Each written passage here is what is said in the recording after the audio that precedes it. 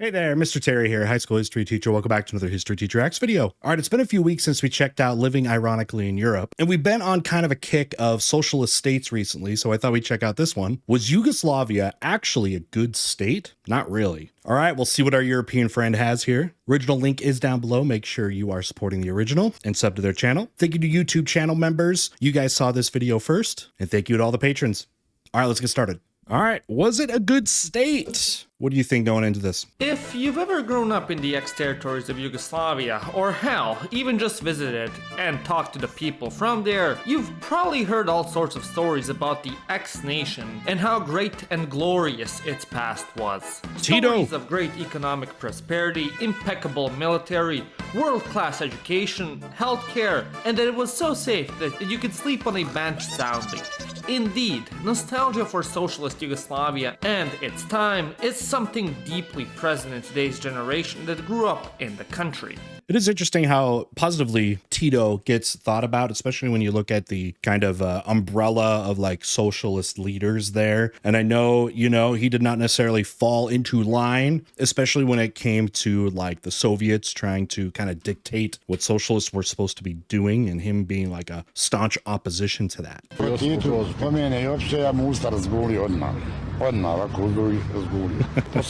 after Tito, according to a poll done by Gallup World Poll, which examined the opinion of people from the six republics of Yugoslavia, the overall opinion about the country varied quite a bit from republic to republic.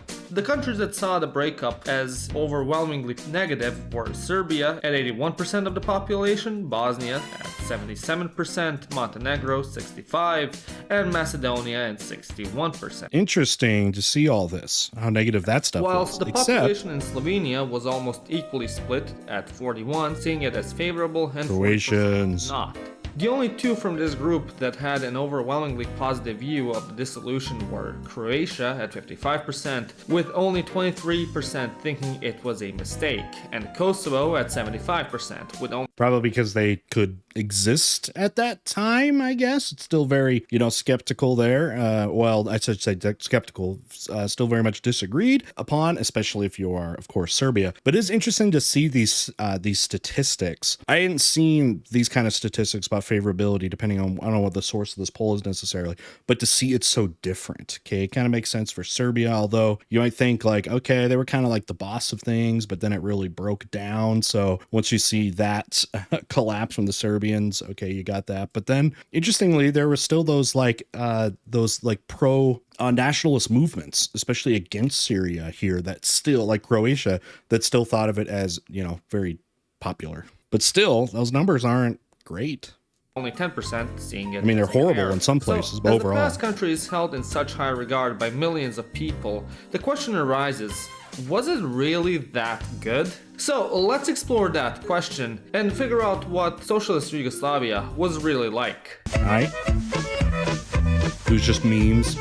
One of the first things many Yugo-nostalgics will mention is the sense of safety and ethnic unity. According to them, overall, it didn't matter what one's nationality nor religion was. Now, you gotta understand context, right? Yugoslavia. I mean, again, go back to history, much of it being ruled by, it was once the Ottoman Empire, of course, but then fast forward, then you got like Austro-Hungarian Empire for part of this. So like, look at the context. Then, of course, World War II is going to wreak havoc in that region, being pinned between different sides. So it probably, no matter what, probably seemed a lot better, no matter what kind of like the organization of your state was, depending on the last 50 years before this. As everyone was seen as just as Yugoslavs, and that's it. The nation was a Southern Slavs, country whose main ethnic groups in 1991 consisted of 36% super ethnically Serbs, diverse, 20% Croats, 10% Bosniaks, 9% Albanians, 8% Slovenes, with the rest declaring themselves with any other ethnicity, which made up another 20%. The big idea is supposed to be they're all, Slavic or that, but Slav is such a wide like family tree where it's like, is it more unifying than there are divisive things? As such, the country, according to the memories of many since its foundation in 1945, was able to hold together all of them under one nation and flag, with the overarching idea of brotherhood and unity. The country was also extremely safe. And while this was relatively true, the reality of the political situation in Yugoslavia was a bit more complicated than what's shown on the surface. While Yugoslavia was I want to watch that again. That was such a good meme. True, the reality of the why did they go after each other? Yugoslavia was a bit it's more like Tito, they're all happy keeping each other. Then the surface. Well, things really do they just start to like fight each other. Gosh, they get into cleansing each other. Oh gosh, it gets so bad in Yugoslavia. Yugoslavia was somewhat stable throughout most of its existence. It was often at the cost of political freedoms of its people. The communists, unlike the Kingdom of Yugoslavia before them, based the Yugoslav identity and the brotherhood and unity itself on a common all-Yugoslav experience of a struggle for freedom and independence during the Second World War against German occupation and fascism. As such, this was a shared ideological value that go back. German occupation of a struggle for freedom and independence during the Second World War against German occupation and fascism. As such, this was a Sure, but remember there was a lot of fascist collaborators there as well. Shared ideological value that overarchingly unified its ethnically diverse population. Because of that, the similarities between the Yugoslav peoples were overrepresented, while the more divisive ethnic elements, such as religion and ethnic nationalism, were suppressed, often through repressive measures such as Christians, you got Muslims, exile, and murder. Different branches. Often used to rid of Tito's political opponents and undesirables both in Yugoslavia that was a great movie. and abroad, carried out by its state security apparatus. There's Tito. To UDBA in Serbo-Croatian. One of the most gruesome reminders of this suppression is the infamous ex-prison camp Goli Otok. From 1949 until 1956, the camp operated that's why they and were was safe. tasked with imprisoning political dissidents that Gulags. Yugoslavia's ideals. It was most prominent during the Soviet-Yugoslav split, and it imprisoned around 13,000 people in the years of operation. I was wondering, what if you would get to, because they were talking about safety, and it's like, how did you achieve that? Are you saying just everybody was just so happy and got along after all the crazy divisiveness and again different sympathies towards different sides in World War II? It's like, well, you probably had some elements of being a police state, right? Mostly focusing on Stalinists and ethnic nationalists. However, many were also jailed there due to disagreements with public officials. At the camp, the prisoners underwent hard labor and torture in the effort to re-educate them. Around 300 people died from torture, being murdered by their fellow inmates, work exhaustion, or simply from disease. The suppression of these ethnic elements was not always successful, however, as there were also several unrests that directly challenged the rule of both Tito and Yugoslav communists, most notably the 1968 student protests, Croatian Spring, and the Kosovo-Albanian protests in 1981 and 1989. All of these were dealt with some good old repression by the Yugoslav authorities, such as direct physical suppression, but also the confiscation of passports and expulsion from the party. But I used to play that on stream. The protesters were ironically met years later, as was the case with the 1968 student protests, which aimed for the reform of the socialist system and its better implementation. So, although there was some national cohesion and unity, I'm sure you've all noticed about how so many protest movements and so many movements in general often come from the student class, the university class, as they access these different ideas and different philosophies and then have the motivation. And I guess, they haven't been doom-pilled enough at their young age that they feel like change can come, right? Look at what happened at Tiananmen Square as an example. The Yugoslav political system wasn't without flaws and definitely showed cracks at times, which of course, the country being a communist dictatorship, did not broadcast publicly and had complete control of the media, with which it could choose to only broadcast the best of the country's image. Also, it is worth mentioning that the Yugoslav political and economic system was gradually decentralized as years went by. That's what I was going to say, is like the one thing I hear about with Yugoslavia is they were much closer than a place like the Soviet Union, an actual workers, like democratization of the workplace, a lot more than say like the Soviet Union, and giving the workers more influence over their workplace when it comes to how profits are allocated and that sort of thing. And, I've asked a lot of people, especially people in my community that are from this region, and just to get their take and what the kind of the narrative is. And one of the narratives I hear is that the workers, were pretty much just voting. I mean, this is an overstatement, but these indices of workers just voting to like increase their wages and not allocating enough towards like development of the business. And so innovating new practices or expanding, but just continually like voting to give themselves raises. So there was no technological growth, no growth that way. And I know some people have pointed to that as saying, yeah, if you give, workers too much of that freedom that they've been talking about, which is supposed to be, a major benefit, right, of a socialized economy would be that it would not lead to that growth, and those businesses might end up failing in the end. And then they're all out of, then they're all out of business and they have no money for wages. With the 1974 Constitution being the biggest example of this, which gave almost complete autonomy to the individual republics and autonomous provinces, thus rendering the federal institutions somewhat useless. This, together with the aforementioned sweeping of ethnic tensions under the rug and not directly addressing them, gave way to political and ethnic divisions, which directly contributed to the breakup in 1991. Skip it up and violent, man. The country's economy is also something that is often praised by many who long for Yugoslavia today. Stories about Yugoslavia's abundance are very common, with many claiming how, at that time, everyone had well-paying jobs, great living standards, easy-to-access housing and loans, sufficient funds for extensive vacations, and most importantly, overall, job security. And at first glance, it is easy to understand why people from ex-Yugoslavia hold Yugoslavia's economy in very high regard, as socialist Yugoslavia employed a unique system of social... They don't that my economic system is better. It's all you ever talk about. Yes, we do. What? Socialist self-management, small private enterprise opportunities, and backed them by state employment opportunities that defined most of its existence all the way until the breakup, thus giving it a reputation of a different communist state. The system combines state planning with market mechanisms, giving autonomy to workers and to an extent decentralizing decision making. Yeah, see, that's supposed to be the big outlier that people were going to look at for maybe a better system, a less oppressive, I guess you would say, actually giving more workers or giving more rights to the workers, more decision making process, more democratization of the workplace. But we'll see what he says about what led to those economic failures. Because again, I heard that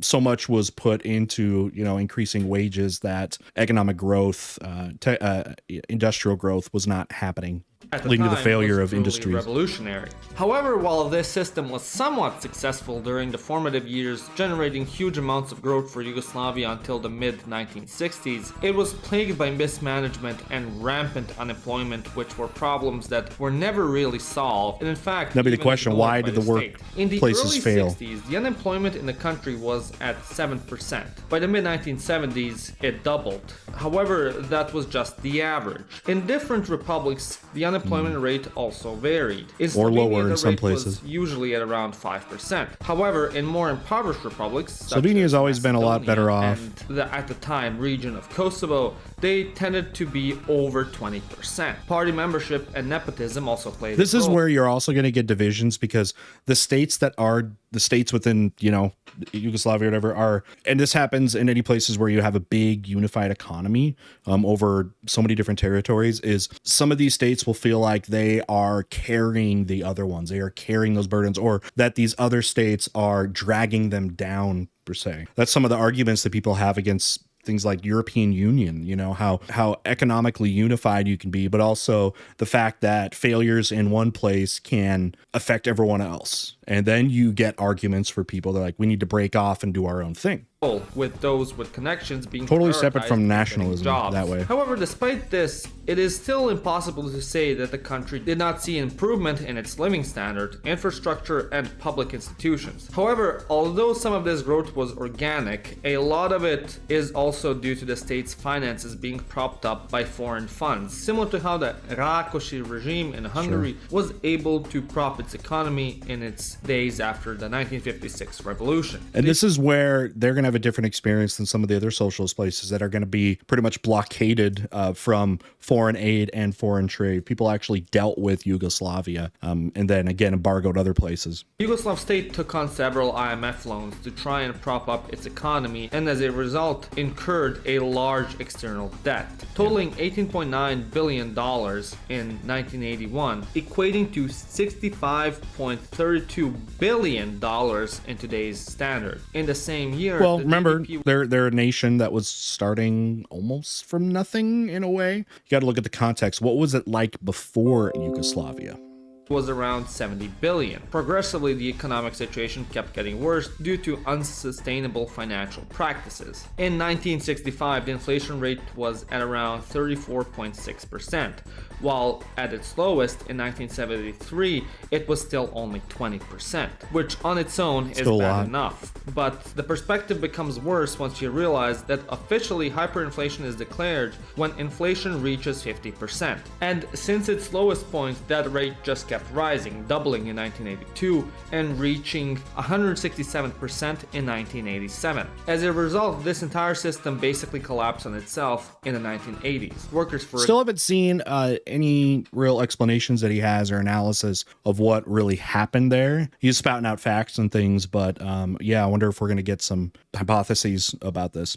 Example, miners where's the thesis, regularly strike over poor living conditions, and even during the time period of success of the workers' self-management system. The reasoning for this can be boiled down to the system being contrary to the Yugoslav communist rhetoric, created for the purpose of rationalizing and disciplining the workers more effectively. In essence, this system promised economic prosperity to the common worker due to their autonomy in the company, while also giving them room for completion from other Yugoslav and worldwide companies, as it was influenced by capitalism to an extent. However, in practice, the promise of the economic prosperity of the common worker was not delivered for the most part, and the system itself empowered and favored managers, engineers, and white-collar workers over the lower-skilled working class, and as a result, the more educated and higher-skilled workers consolidated their authority over the more abundant lower-skilled ones. The system well, if they are going to be considered more difficult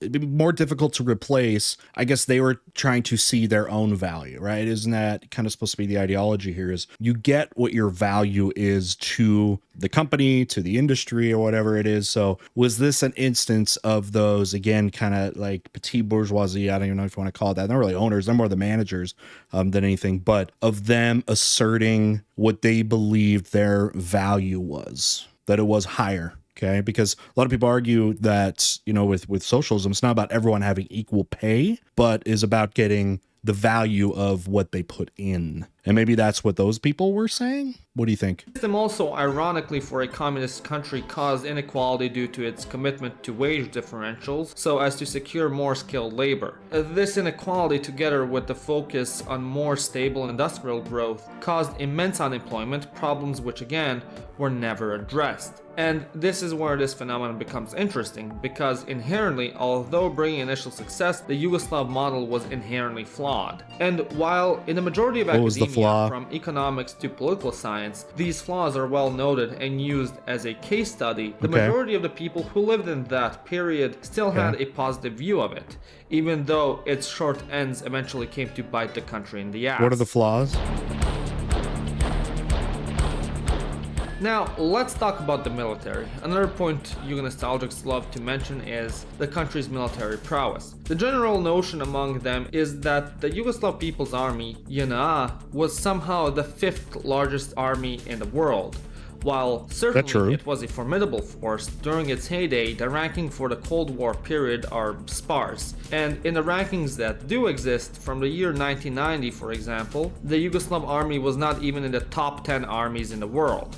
Is that just, there's a lot of metrics for armies, though. It's not just size, technology, infrastructure, that kind of thing. 1990, for example, the Yugoslav army was not even in the top 10 armies in the world. However, credit where credit is due, its military was fairly well developed, exceeding the norm for a country of its size. Yeah. By 1998, at that scale, possessed 90,000 troops, 630 tanks, 634 armored personnel carriers, and 861 howitzers. Yet, even so, its military prowess was never tested due to its unique status as a non-aligned country during exactly. Yeah. So non-alignment movement. Non-alignment movement basically is you do not side with the Soviet Union or the United States. And a handful of countries did that and tried to do that successfully. Say like in India would be one, Egypt. So who is going to be their enemy? I guess that would have been the question, right? Of the Cold War. And as such, its doctrine consisting of total war against the invaders of Yugoslavia was never applied in real combat except during the breakup of Yugoslavia. Right. Although its then they military, start using which it. was nearly halved during the conflict in the 90s,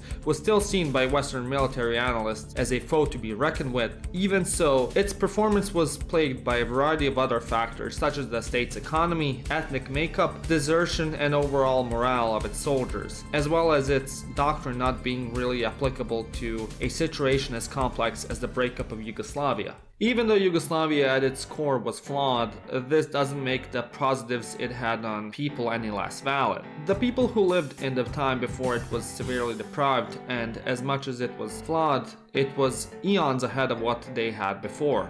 Meanwhile, to the generation... That's such an important argument that I've been bringing up more recently in recent months. I feel like is context is people will criticize these states that fail and you look at the conditions, but you look at what was before. Is it still better than what the previous whatever iteration was? What did they have to start with? What were things like before? And that's how you compare it, not necessarily against other states, but against its own history. That came after it, it was also great, as what followed its disappearance was war, death, and political instability. Was the system unsustainable? Sure. But at the same time, it was the best system the region and the people inhabiting it had ever known. And although arguably a better and more efficient system took its came place, out of a fridge. The countries of ex-Yugoslavia regressed in some political aspects: instability, secessionism, and corruption. Or maybe it only appears that such things today are worse in that regard due to the liberalization of the press.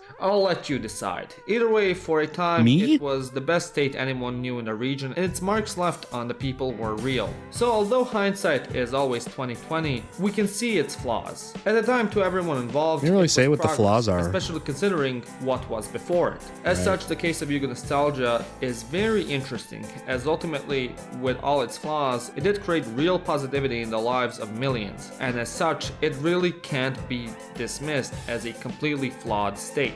As in the end, it still performed better than its neighbors in the East. It could be argued that the nation-building project was short-sighted, inherently unsustainable, and even a ticking time bomb.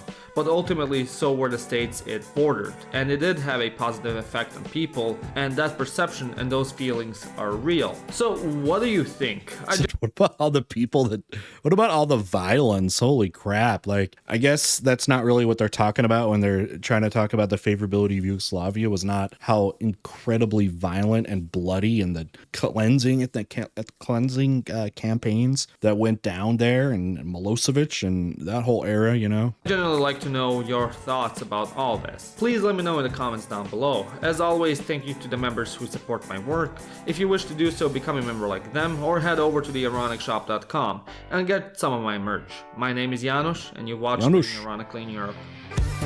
Final thoughts. All right, good description, I guess, of some of the data, I guess, that was going on with Yugoslavia. You know, he was talking about the problems, didn't necessarily say kind of what those were. He talked a lot more about the effects, I guess, than the causes of them. So there's definitely some more to look at, I think, if you're trying to get a good picture of kind of what was actually going on in Yugoslavia. But other than that, looking to see at, again, some of the effects, and was good. It was useful there. So I did like that he brought up the important thing about comparing states with their own context and not with others. You're going to get a much better analysis that way. And otherwise it's, you know, apples to apples rather than, you know, apples to oranges when we talk about comparisons. So I don't know. What do you guys think, though? What do you think about Yugoslavia states and their history? What do you think about their legacy? Want to know down in the comments, and we'll see you all next time.